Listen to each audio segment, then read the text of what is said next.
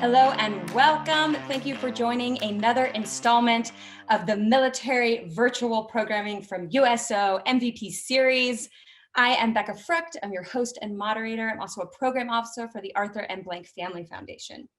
And we have such an awesome episode for you guys today. It's a live stream drawing workshop and Q&A with Jim Lee, and he's a world-renowned comic book artist, writer, editor, and publisher, and currently Chief Creative Officer and Publisher for DC. Jim, thank you so much for joining us. Hey, Becca. Thank you for having me. This is an honor. Well, it was so fun just to read that list of comic books. It's a long one. Yeah. Oh, awesome. So, Jim, I wear many hats at DC. Yeah, it sounds like they keep you busy. Yeah, it's a lot of fun. So you're a USO veteran, a tour veteran. You tell me a little bit about your experience. How did you get involved? Yeah, gosh, I got involved through DC, Warner Brothers. We do a bunch of outreach programs every year. And I think we wanted to do something special celebrating Batman's 80th anniversary. We liked the idea of giving something back, paying tribute to the real heroes. Not all heroes wear capes. I think our publicity department had already met with USO and talked about doing some events together. And so it was sort of a confluence of different events. And they said, hey, you want to fly to, Middle East and hit some USO bases, and I said, sure. First of all, I love adventure. Two, I completely respect all the servicemen and women that are, defending our freedoms, and being able to go out and meet with fans at conventions in general is it's a big highlight of the year for me. And being able to do something different with a slightly different group of fans in a part of the world I've never been to before was just too interesting to pass up. So I was really honored to be selected and be part of the group that went out there. It was me and Tom King, who's a comic book writer on Batman, and then some actors from different CW TV shows, Candace Patton from The Flash, Danielle Panabaker, and Afisa Williams from Black Lightning. Oh, wow. You had the crew. Yeah, it was like a whole little team, and we had, but we had a good. I mean, we had air conditioned vehicles. We stayed at a nice hotel. We would hit like 2 or 3 bases a day. But it was really interesting. Every place we went, they really rolled out the red carpet for us, which was again very flattering because we were there to celebrate them, and here they were pulling out all the stops and kind of showing us what they did and their workday and their mission, and it was really interesting and inspiring and super hot. So it was really interesting kind of seeing their daily life and just a small sliver of it, and the hardships they endure again on behalf of the country. And by hardship, to me, the one that stood out to me was so many of the people that we interacted with, had lunch with, meals with. They were leaving behind family and friends and being in a completely different time zone, half a day or whatever ahead, and having to have that sort of separation from the things that were familiar to them would be very challenging. And I think we like the fact that we kind of represent a little bit of home, right? Whether it was your favorite TV show or comic book characters that you loved, we were able to kind of come and celebrate that aspect or that little piece of home with them in this foreign part of the world. Well, just like you got to share in more of their daily life on the base, we're going to get to see a slice of your daily life. We're going to do some drawing today. And I know you've got your screen shared here. Yeah. So what's your plan? What do you plan? So, what I do at a typical convention is I do a panel, like an hour panel where it's Q&A, and I kind of talk about whatever people in the audience want me to talk about, whether it's how I got started in my career, personal questions about kind of where I'm from in my life story and how I got to this point, their favorite comic books, movies, games. I work on a lot of that stuff. And And then sometimes people just want to know about art. Like a lot of people at Comic Cons are aspiring artists themselves.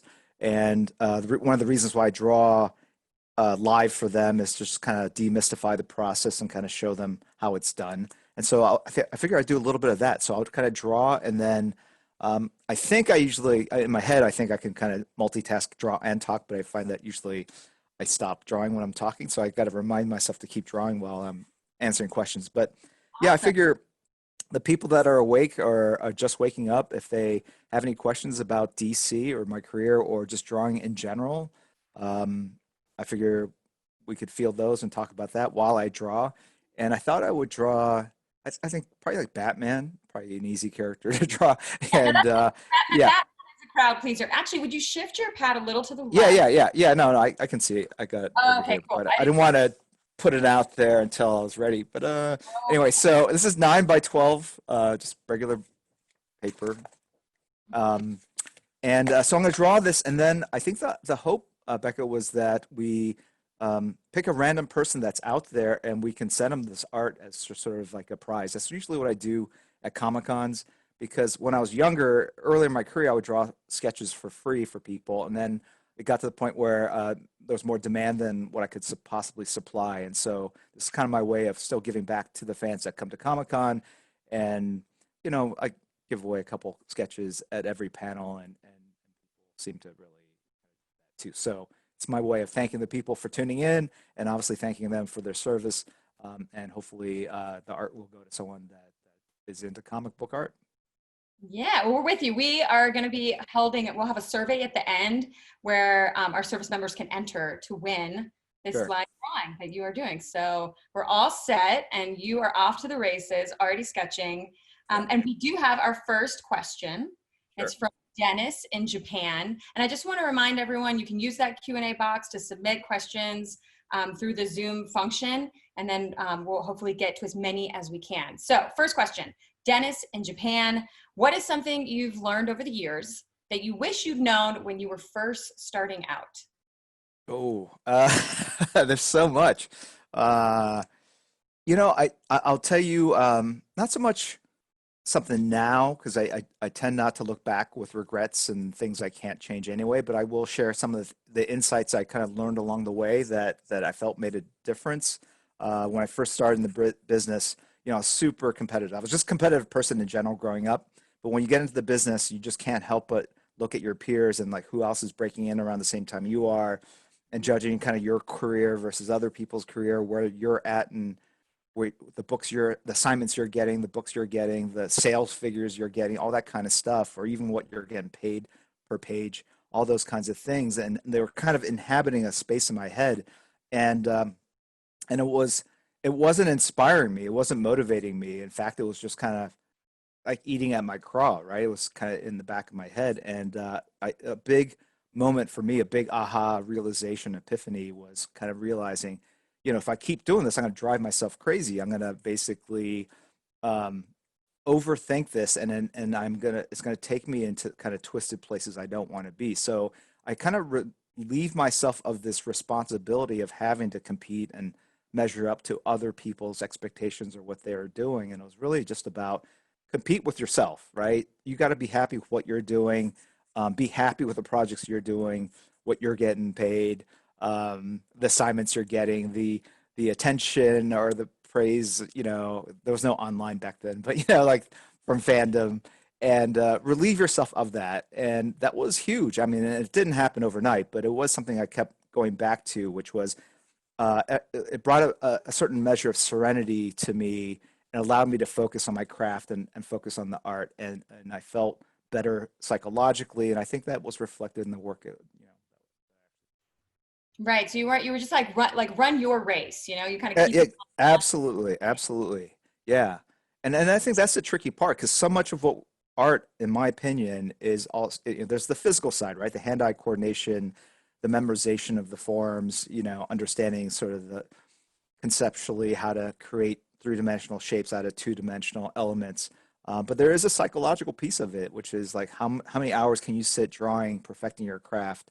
Um, when do you know when a piece is done? Being happy with the work you create, but not too happy where you become complacent, right?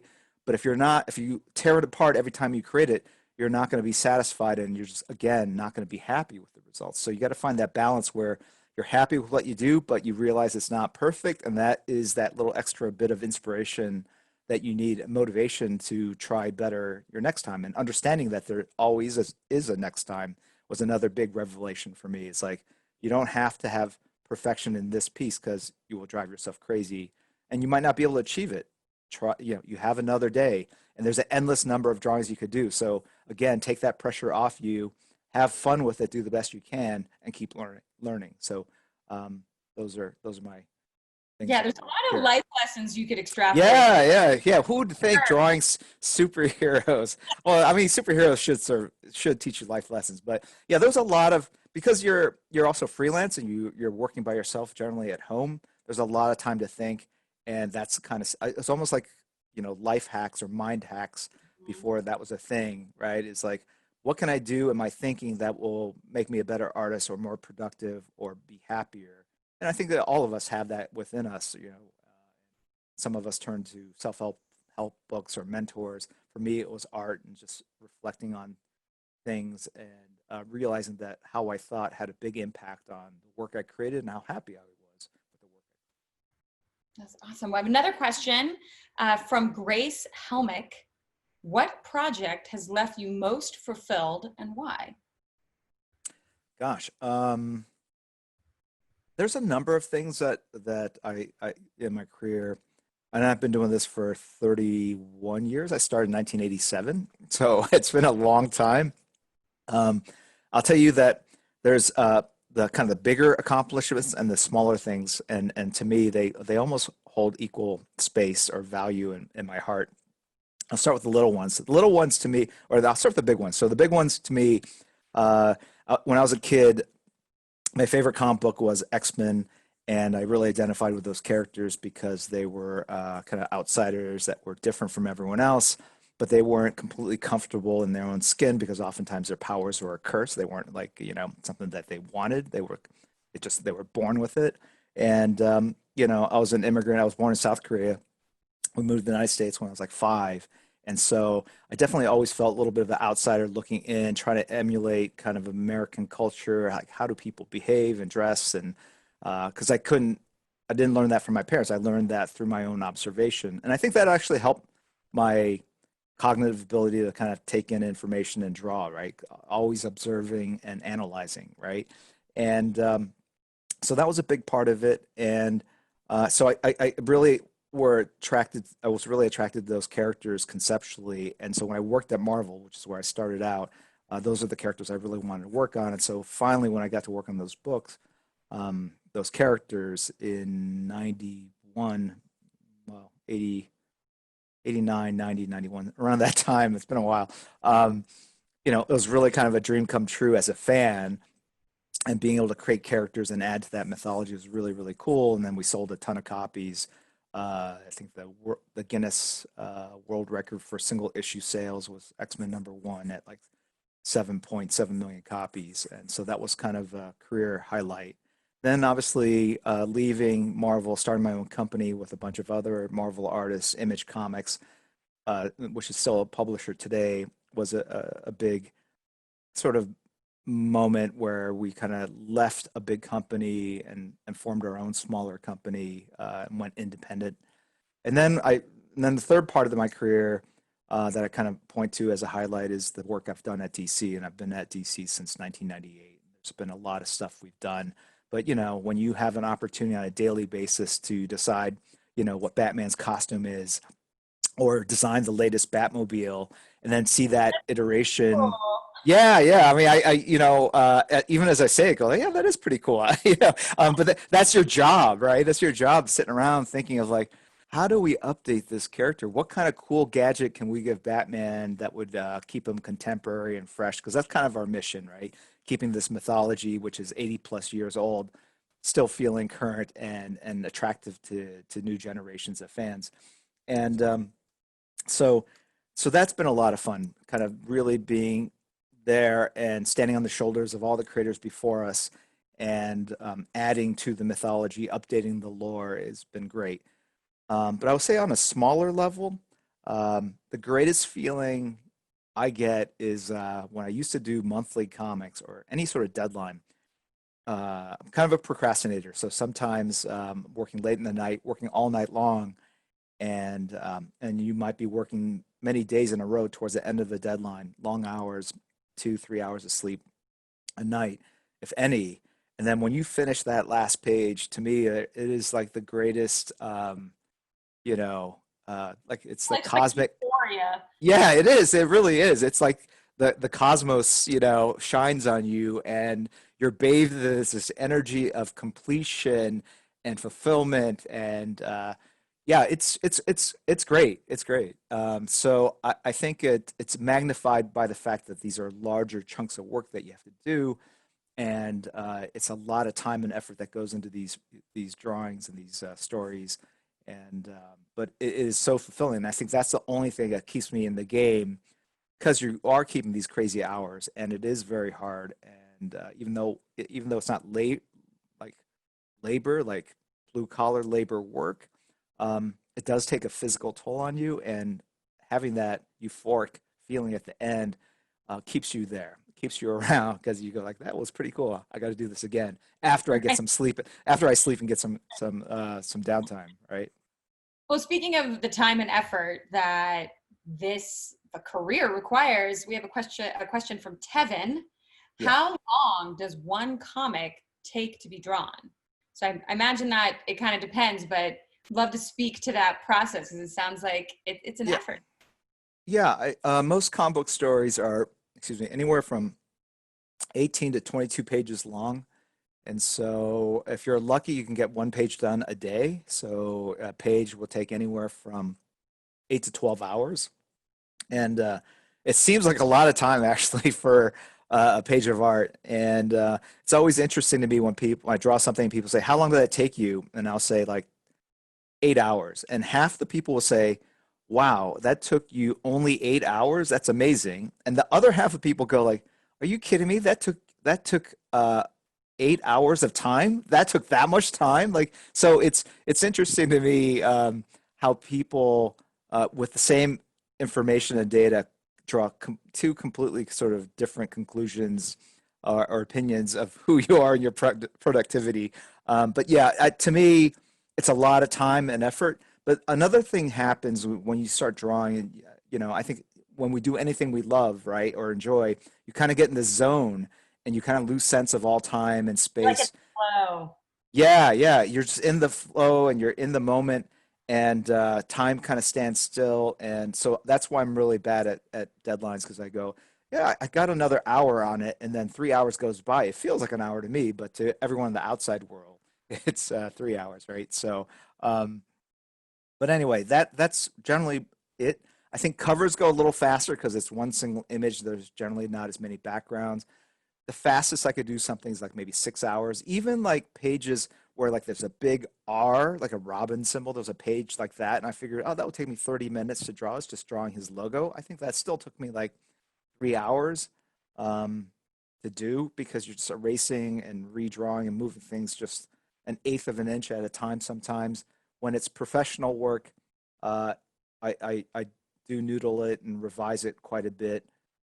But when I'm just sketching for fun, it goes a lot faster.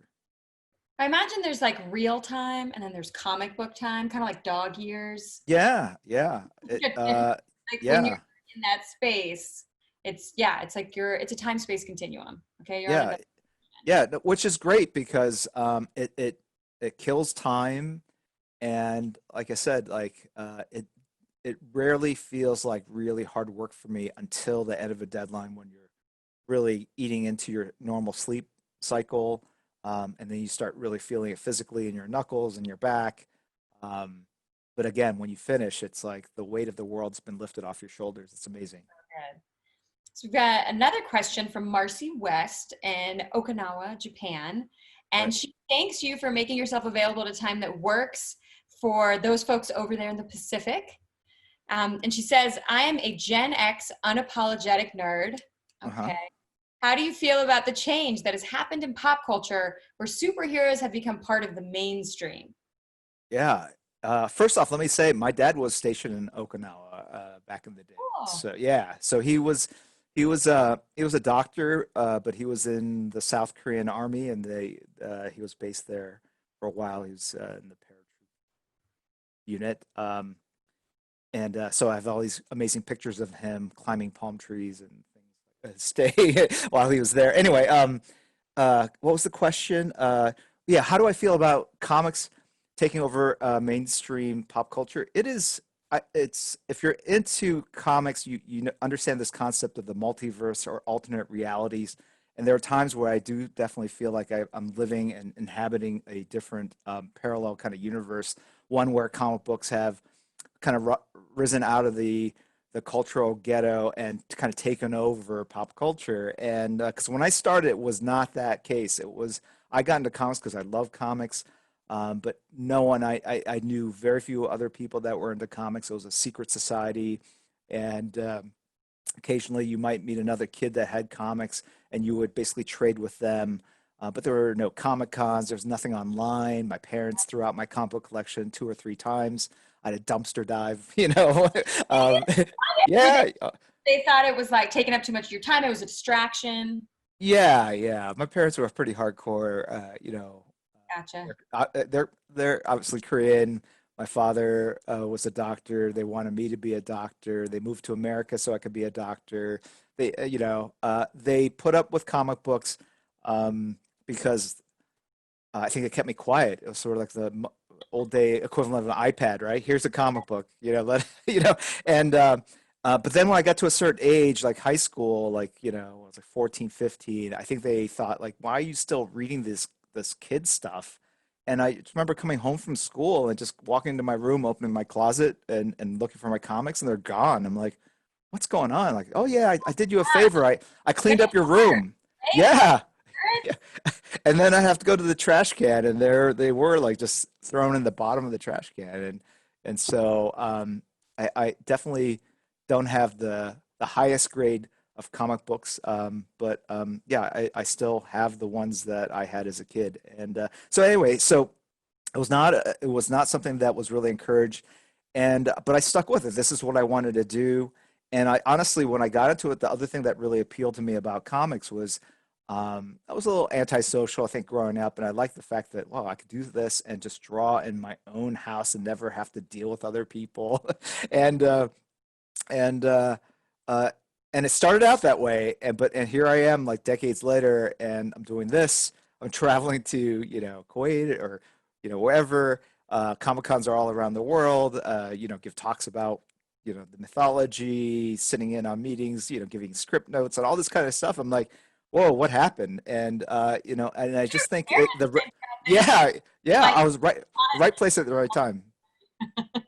Yeah, so I think it's amazing, and obviously the movies were a big part of the unlocking sort of you know I think what every reader knew was special about these characters and this genre and how special it is, and the movies really kind of unlocked that for more casual fans, right? Made it super accessible, and so now we're in this world where everyone knows who these really obscure superheroes are. Everyone kind of knew Superman, Batman, even when I was a kid, but Iron Man, and I know that's another company, but Iron Man was, a B, C level character, and now he's, ubiquitous, and so it's amazing to me. So I think it's a great victory for us nerds, and so I thank thank everyone there for their support. It's great to see that we have so many fans all around the world. yes, Gen X unapologetic nerds Yeah, unite. yes, Yes, the geeks shall inherit the earth. absolutely. And it's incredible. I mean, it's a huge business, obviously, like you said. It's just a massive industry now. And going to Comic Con is like an out of body experience. I mean, if you go to any of these, Yeah. um, they're Have you so been fun. able to make it to a con? I've been to San Diego, uh, Okay. down there, yep, and done some interviews, and it's just wild. Like Yeah. the level of like the activations that they do and the exhibitions, and I mean, it's just over the top. You'll be like, oh, there's like some, like a transformer walking down the street, just like Yeah. and And then zombies. Um, yeah. Incredible. No, It, and those Transformers are a lot of times those are homemade costumes, and it's incredible the craftsmanship and the technique, how great they can make these amateur costumes look. They look just like stuff that off the silver screen, right? So it's really incredible. Jim, have you ever done cosplay? Have you ever dressed up as one of your characters? No, no. I have not dressed up as one of my characters, but I have cosplayed.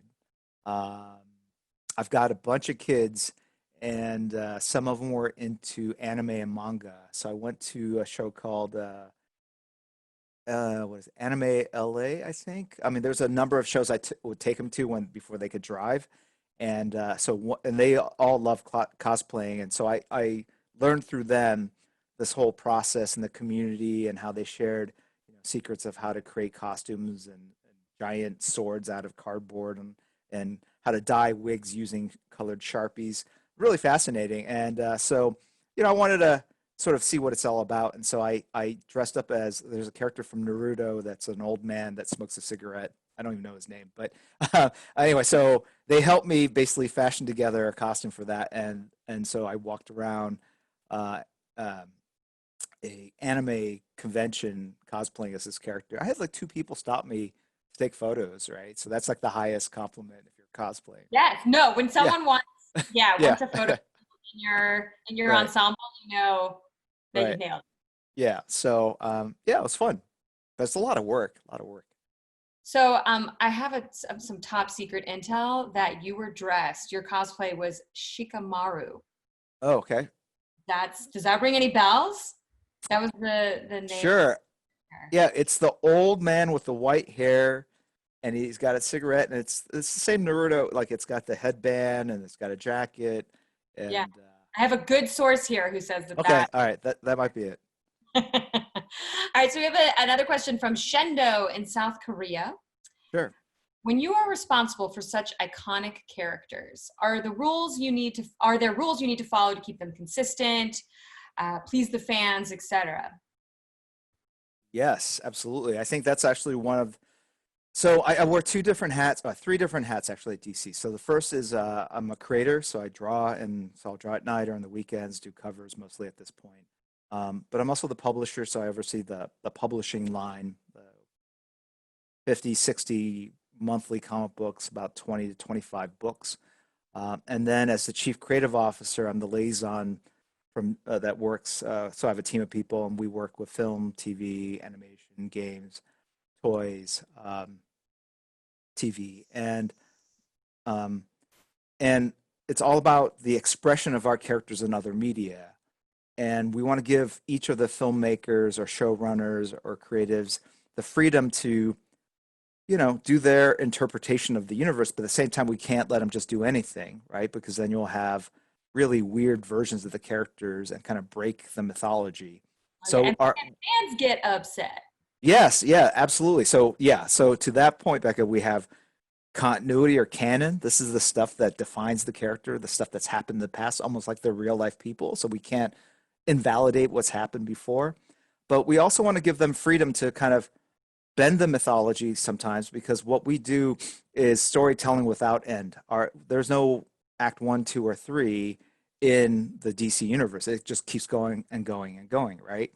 Individual stories will have that three-act structure, but the whole mythology of it. So when people come in and do an adaptation of a character, they might pull the hero from this time period, a villain from this time period, and another villain from a different time period that never existed in the comics at the same time, but work well within the context of a story for that movie or TV show. And so we So want to it's give them that, like pull it together.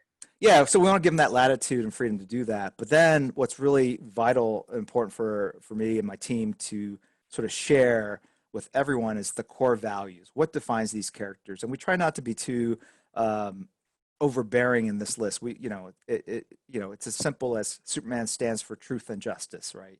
His alter ego is Clark Kent, and he's a journalist. And as a journalist, he also fights for truth and justice, but without the costume, right? So these are things that, and most of these things, you as a fan, you go like, of course, those are givens. But sometimes the people that work on our characters don't have the intimate knowledge of our universe the way we do.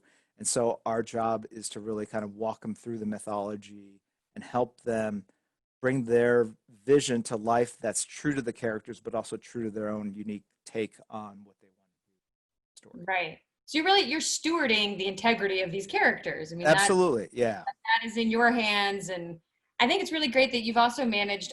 I imagine like when you move up in a career, sometimes you don't get to do those tangible things like keep drawing Yeah. and creating. And it's so awesome that you're able to do that and be a part of some of this bigger vision, like the whole universe of DC.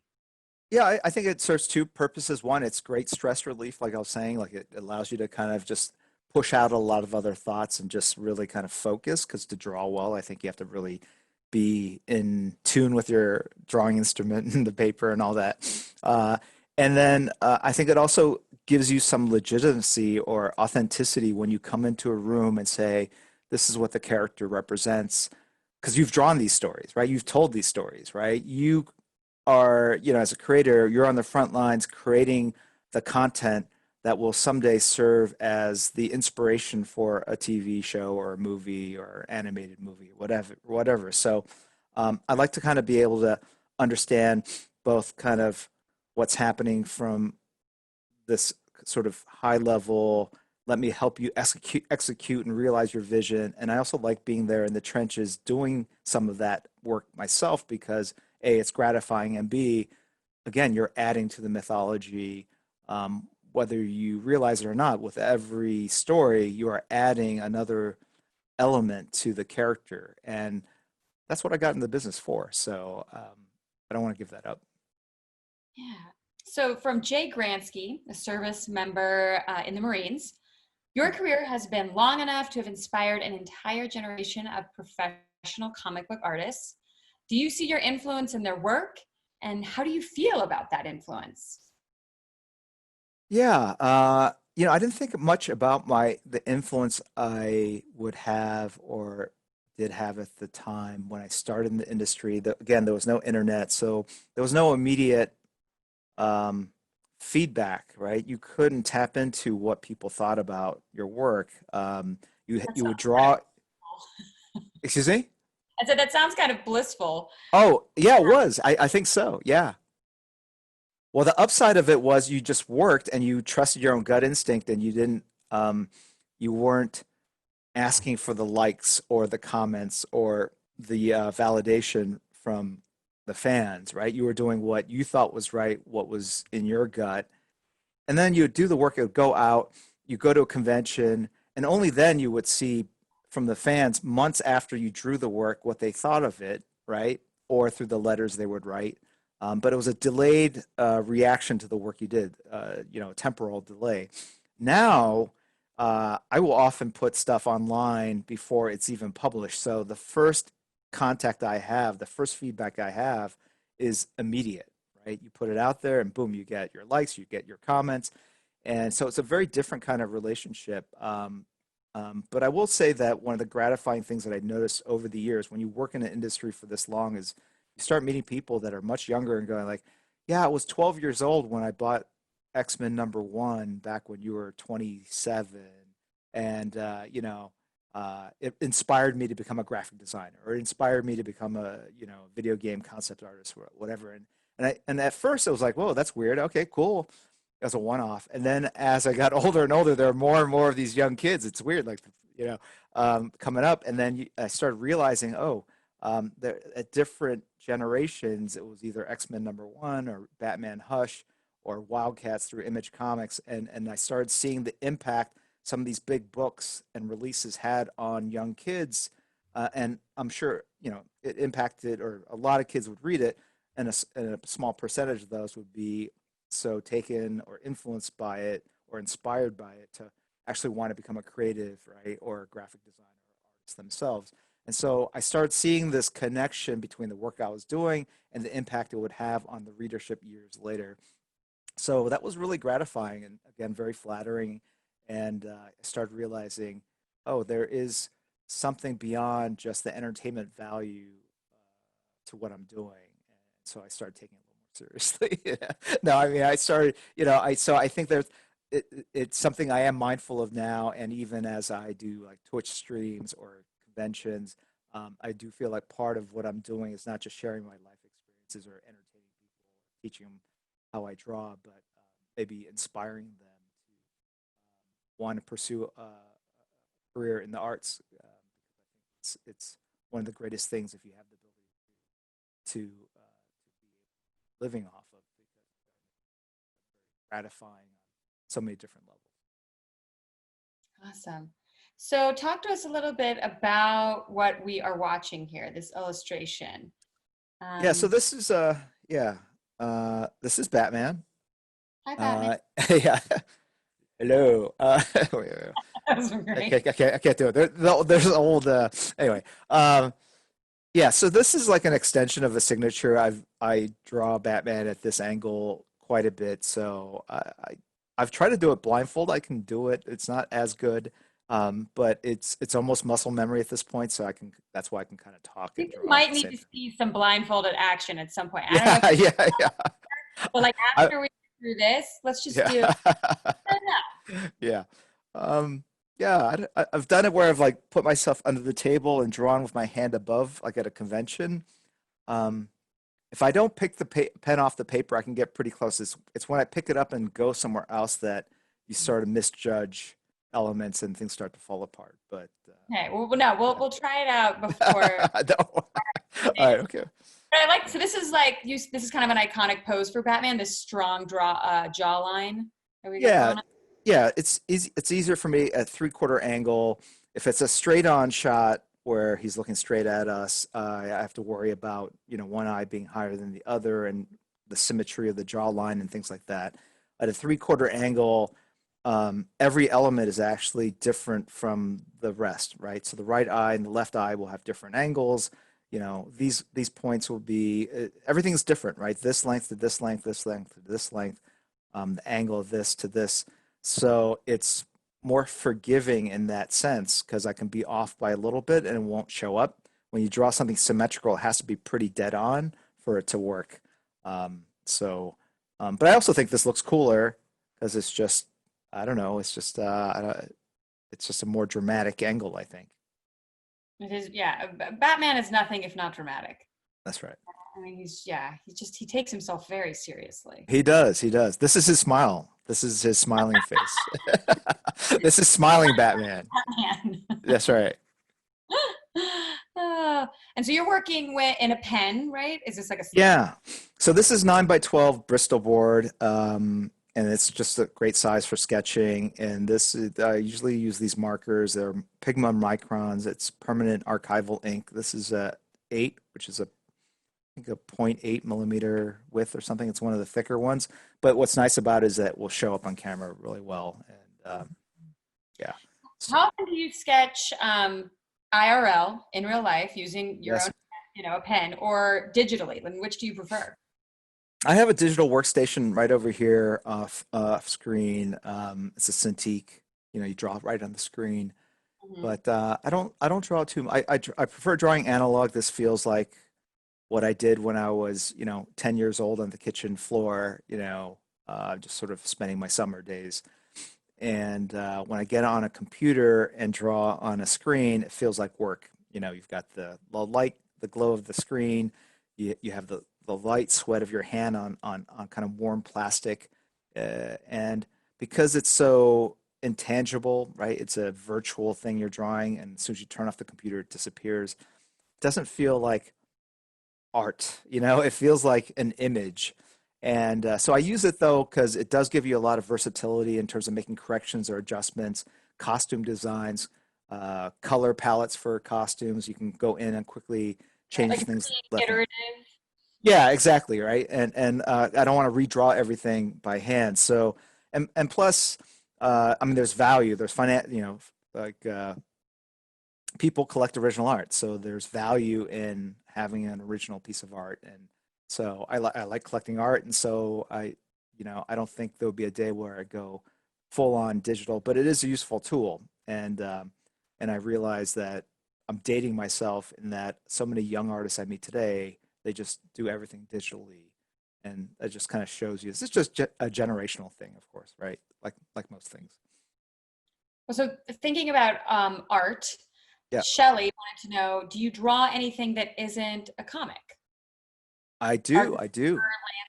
landscapes? Yeah, I'm looking around to see if I have anything here. Yeah, do some Uh, showing. yeah, no, I don't have anything here, but I do.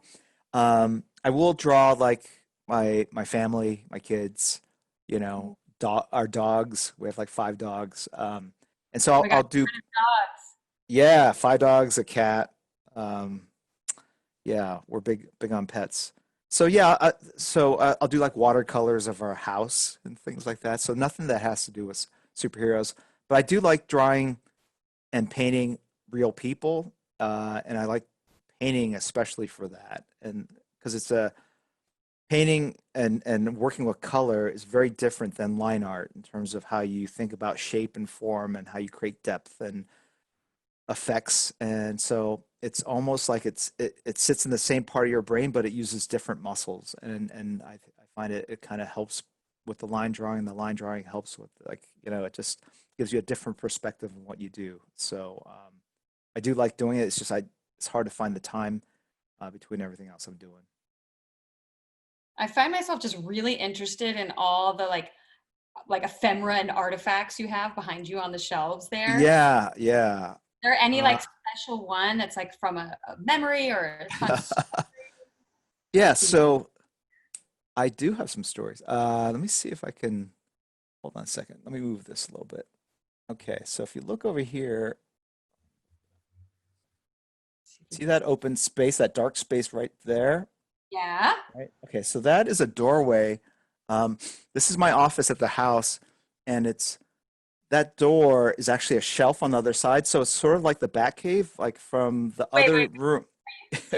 Secret room. Yeah, it's a secret room. And this is the second, or is it the third? It's definitely the second secret room I've had. So in a previous house, we had a wall in it had like a game room, right, with a pool table, and there was a wall. And if you pushed on that wall, it was actually a door into a much larger workspace. You're truly living like every 10-year-old boy Yeah, yeah, yeah, exactly. artist with your own Batcave secret room for drawing and Yeah, geeking out. I do. Yeah. So on this house, um, there's the pool tables on the other side, but there's shelves with like, toys, DVDs and stuff like that. So one of the shelves, if you just push it, it opens up into this room. So, yeah, I've always liked secret rooms. It's a very bat cave like type thing. So that's that. And then some of that stuff is just random toys that I've accumulated over the years. I was really big into Star Trek, the original series, so there's some Mego toys, obviously some old Star Wars toys, but I didn't buy any of those for the most part. Either they were given to me by people, fans, or I bought them at conventions when I was an adult. Like again, most of the stuff my parents either threw out or I sold at some point. I remember selling like all my big GI Joes for like $20. And then I think I spent like $800 rebuying all those same GI Joes, as an adult at a convention. Um, so and then yeah, and then just those two masks there, those two the white masks there, those are from a band, My Chemical Romance. Two of their band, actually three.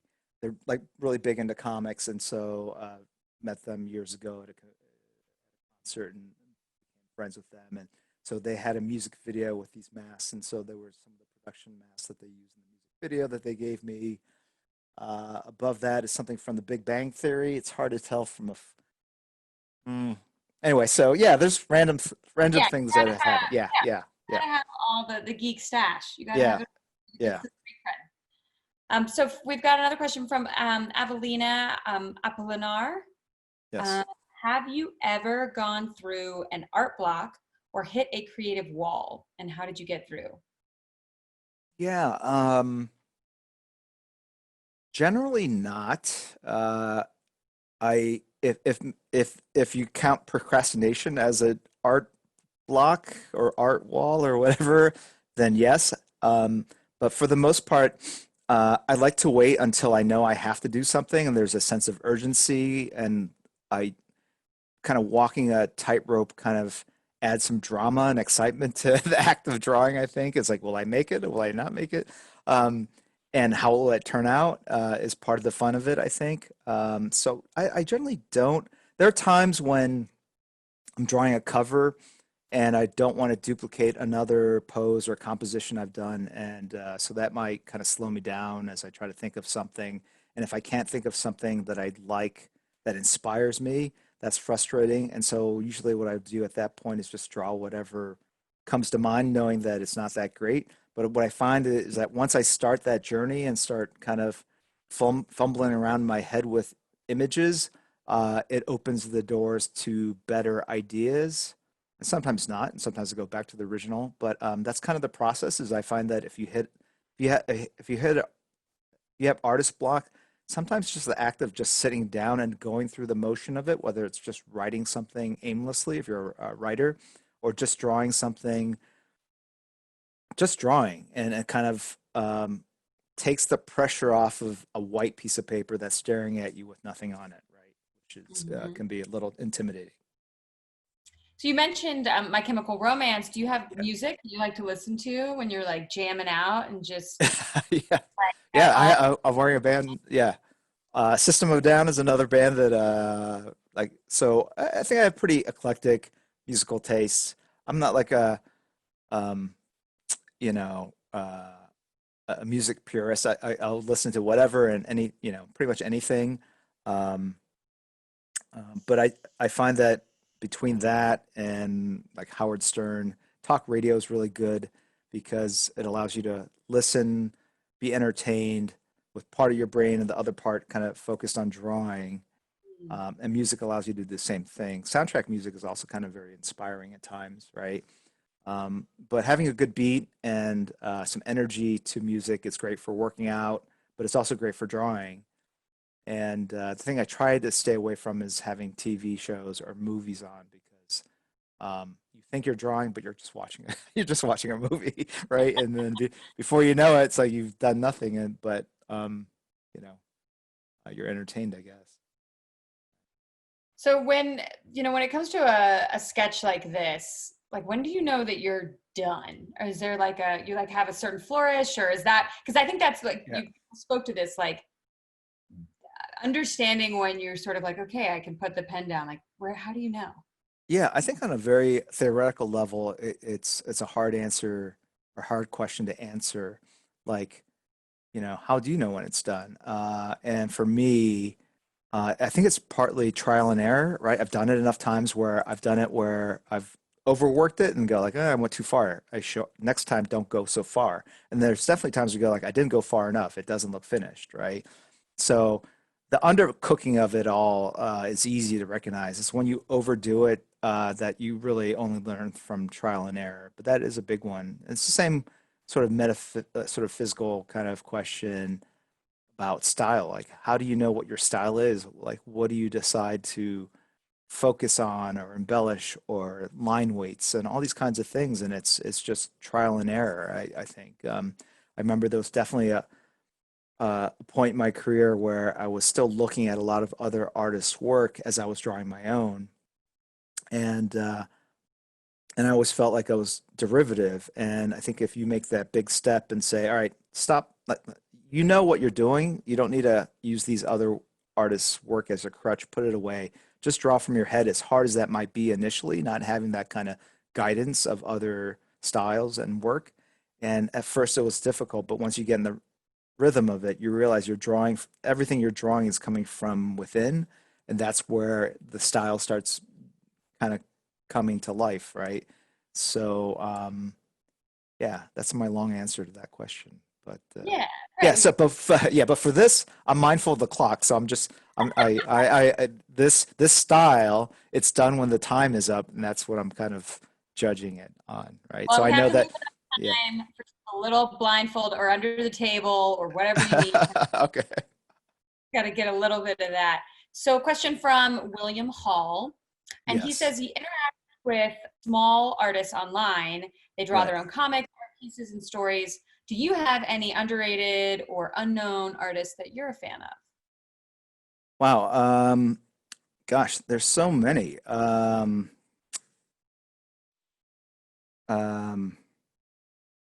there's a lot of great artists right now. I think there's probably wider variety in artists and styles working in mainstream comics than ever before. Um, but the people that I really, wow, that's such a big question. Um,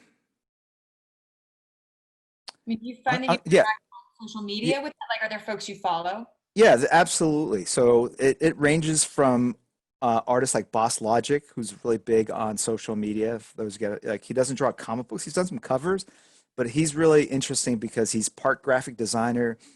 He also does stuff on 3D models where he generates images and builds off of original 3D models and then photoshops other elements into it. So it creates almost wholly new bits of mashup art, which is really fantastic.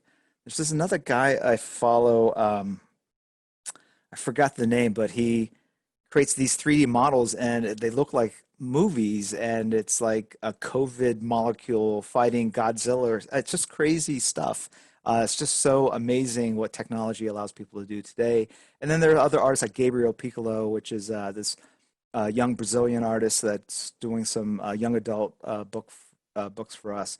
And he had never done comics before, but we discovered him online, and he's got a really kind of fresh, young, dynamic style. It doesn't have any of this kind of noodling and cross hatching, but it's just very fresh and uh, it's very joyful and expressive.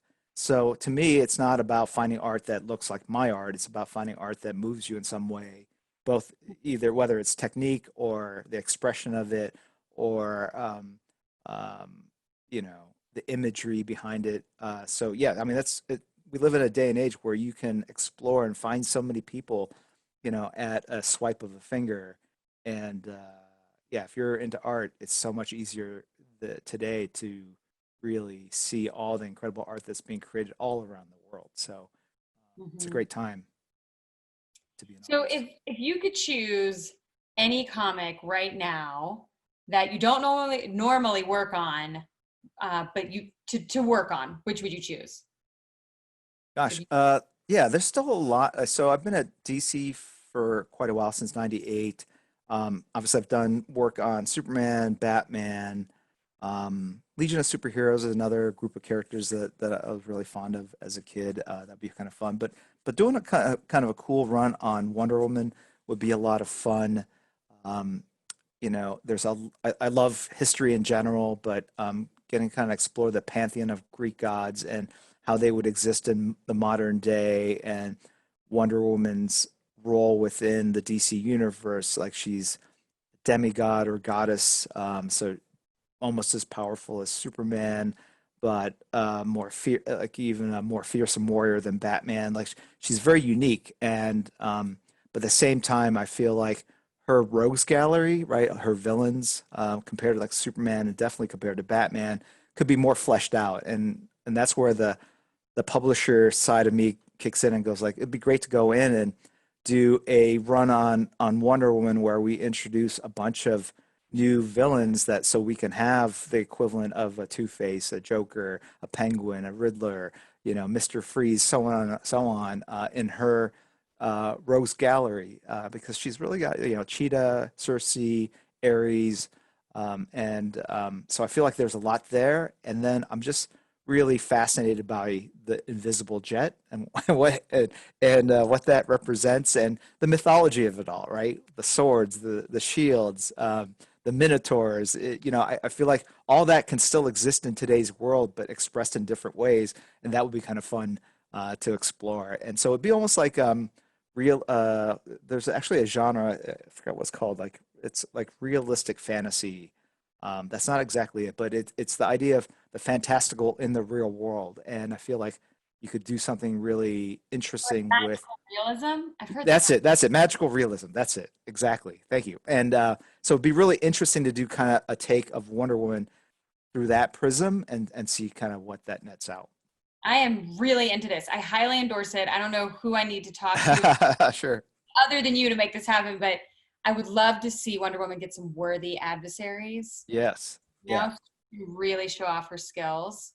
Yes. And you're Yeah. right. Because I was gonna say, like, oftentimes, the heroes are really defined by their adversaries, their villains, right?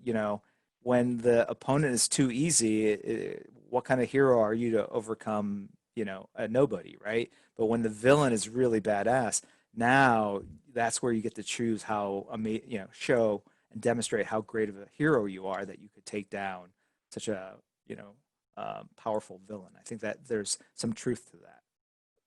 Mhm. So we have a question from a younger fan who is watching, Kylie, who's Yes. 14 and loves to draw. Um, so the question is, how do I get into making comics? Yeah. So in the old days, like when I was starting out, I would draw pages and pages of continuity, like panel to panel storytelling. I would photocopy them and mail them out. I think one time I mailed them out to 90, or no, probably like 40 different publishers, spent like $90, which was a fortune back in the 80s. And then I would just sit there waiting for a reply via snail mail, right? And you weren't, quote unquote, a professional artist until someone deemed that you were professional and gave you the work and paid you for it. And now you could say, hey, I do this for a living, or I'm a professional artist. I think it's completely different today. And I think um,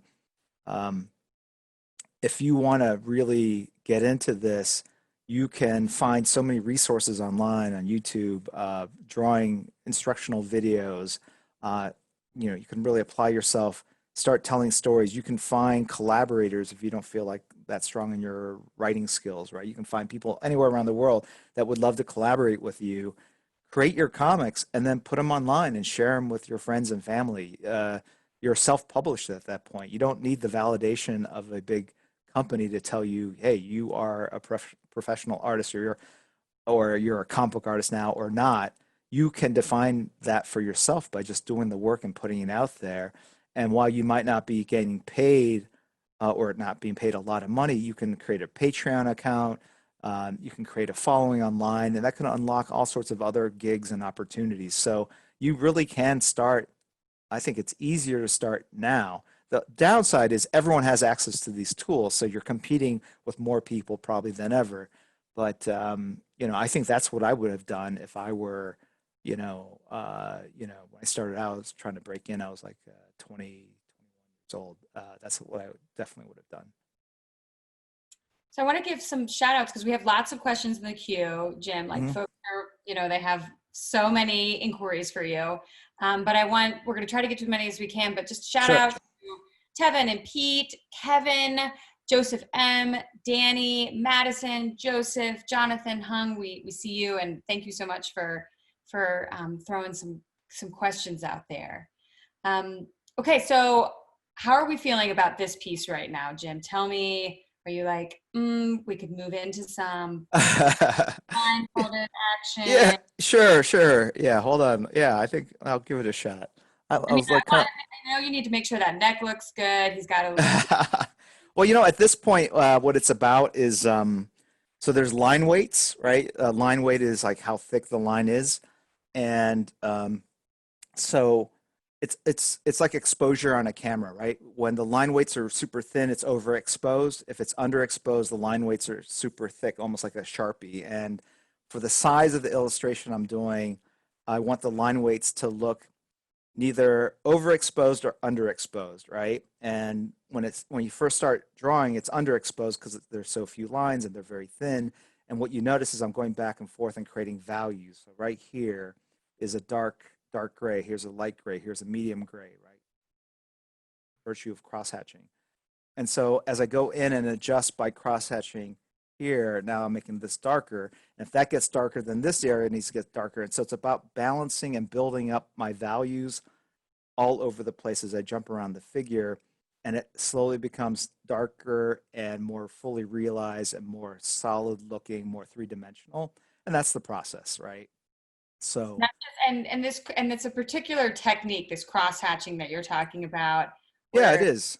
you add that depth and texture by going in. And it's interesting to see you kind of move the paper around, like Yeah. it doesn't stay static.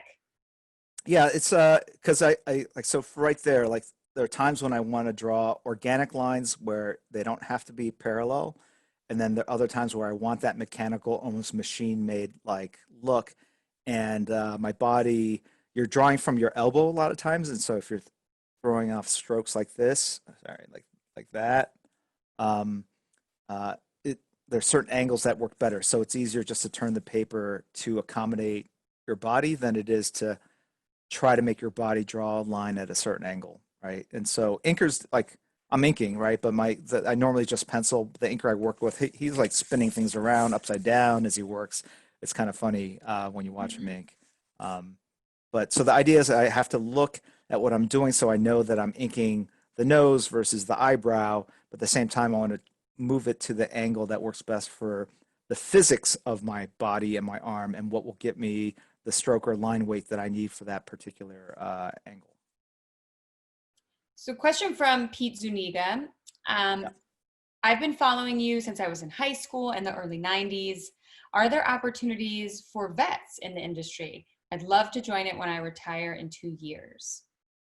Yeah, there are. There when after I came back from the USO tour, there was an event in LA. Gosh, I forgot what's it was just an event honoring some of the activities and events that had gone on, and so I accepted on behalf of DC for the USO tour that we did, and they invited some people on staff that were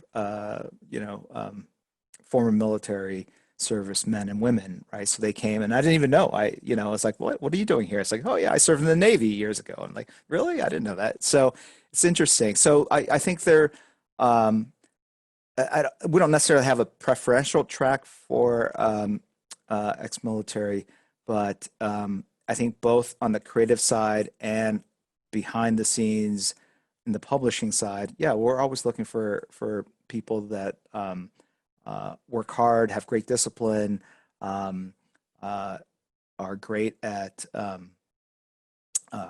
you know articulating their love for the characters, understanding the mythology, all that kind of stuff. So I think being a fan counts for a lot because so much of what we do is about building upon that knowledge and sharing our love for the characters.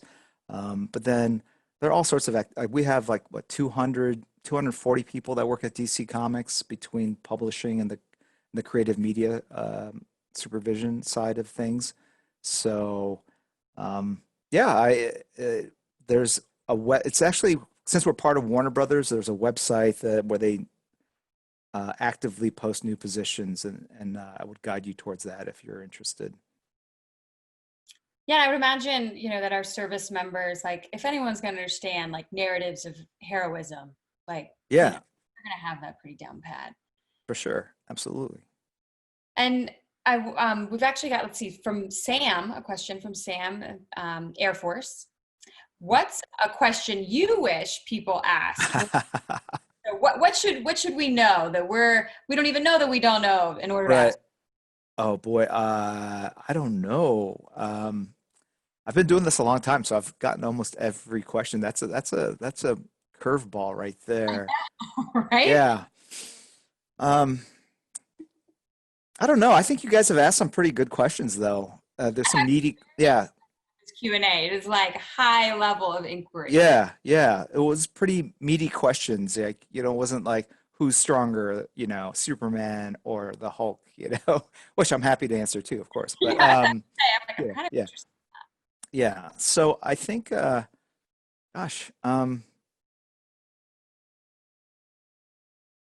yeah, I don't know if there's anything in particular. Honestly, you stumped me with that one. I don't have an answer for that. You can, if something comes to you in a vision, Sure, sure, for sure. yeah. Um, okay, so I think we are like reaching one of our, like, getting towards the end here. So I'm Okay, letting you know, I sure. want you to like crosshatch and make sure that all the Yep. values, things are looking never want you to feel Sure. satisfied with your Right. drawing. Yes. Um, Yeah. this So is I'm gonna finish this up, and then I'm gonna try to do one kind of where I'm not looking if I can find blindfold. yeah. I'm gonna take this pencil. This is a lead stick holder.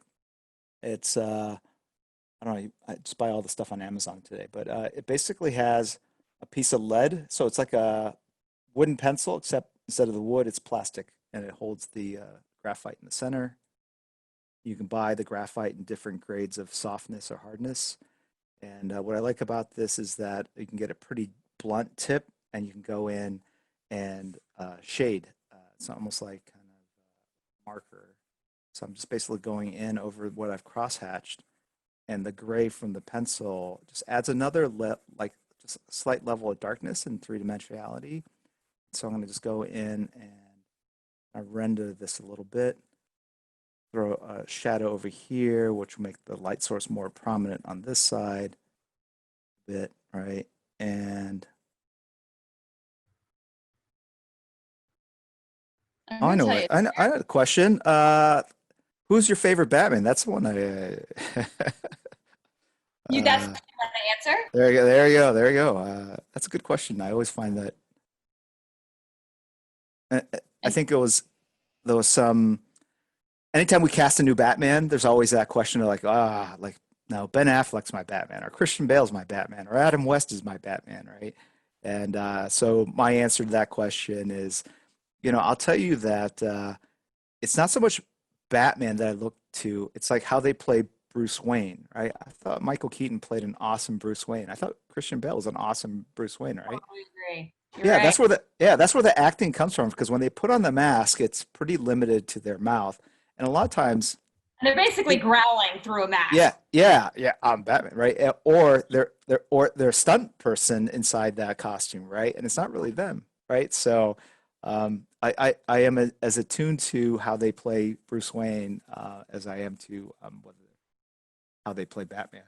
Yeah, and that's a really important insight, right, to superheroes. Like you were talking about Clark Kent versus Superman, Yeah, and that the canon of that character, who they are without the uniform, the super suit on, that is just as important. absolutely. Yeah. I mean, I think people respond to the powers.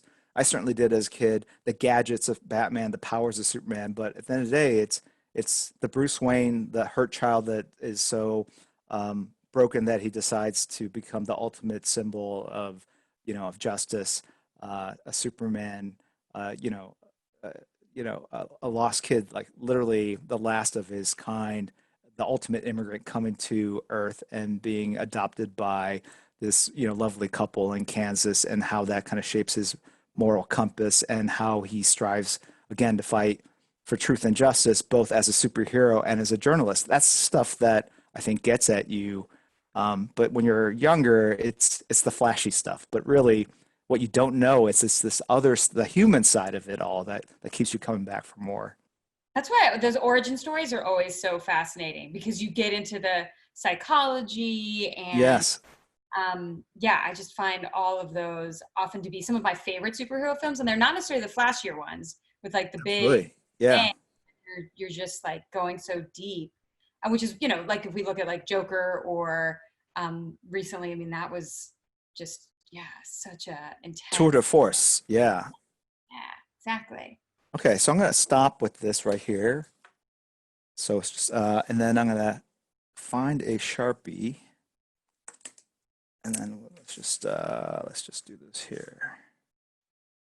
Oy, oy, oy. I'm sure you have an unending supply. If anything goes I wrong, do, I do have a lot. All right, so there we go. That's my Batman while I'm talking and drawing. Anyway, so we will figure out how to get that to you so you guys can actually have give it some away. directions for folks.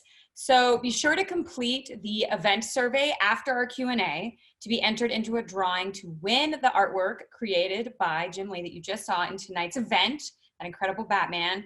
It will come up on your screen after we sign off. So you just need to check your inbox tomorrow for an email with the survey link as well. So hopefully y'all have all of that information, and let us know, of course. You can like get in touch with folks if you have any questions. But okay, so Okay, all right. I'm going to try to do this, and um, for those of you, all go right. for Okay, sure. So for those of you who are stationed in Korea, my daughter actually goes to school in Korea. right, in Seoul. And so she gave me this for Christmas. I guess it's a big thing over there. It's an eye massager. It's a thing you wear over your face, and it basically vibrates and it massages your eyeballs. Actually, I don't know how I feel about that. I think I'd have to try it out, but Yeah, I'm intrigued. yeah, I did try it out. It's it feels like someone's massaging your eyeballs. It's exactly how it feels. All right, so but it's a pretty good blindfold thing. So let me see if I can. I don't know if I'm gonna have to take my headphones off here. All right. Okay. Get your eye massager on for sure. This is very exciting. Oh my gosh. See, now you look like some kind of Cyclops situation. I think this is the image of the night right here. I know, someone Oh my screenshot. God. Yeah, exactly. All right, okay. Oh my All gosh, right, I love commitment. my publicist is texting me right now. Like, what are you doing? All right, okay, all right, hold on. All right, let me all right, Okay, let's see through the bottom here. Okay, now, all right, I'm gonna put this down. So, you can get situated. right. Okay, so I kind of know where, can you see it on the screen? Yep, we can Or see the it on tip of it? All right, screen. okay. You know if you need to move it all, but I think we're good. I think we have a good All right, view. you could tell me if I start going off, right? Okay. Okay. No, All of right. course I'm not going to tell you that. Okay, here we go. All right.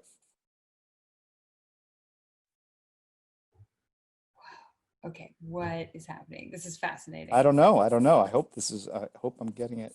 Ay, ay, ay. Yeah, I mean, no pressure, right? Like we're only asking you. Honestly, I haven't done this in a long time. I have no idea I'm seeing a face. what. Okay, Oh, I I think hope.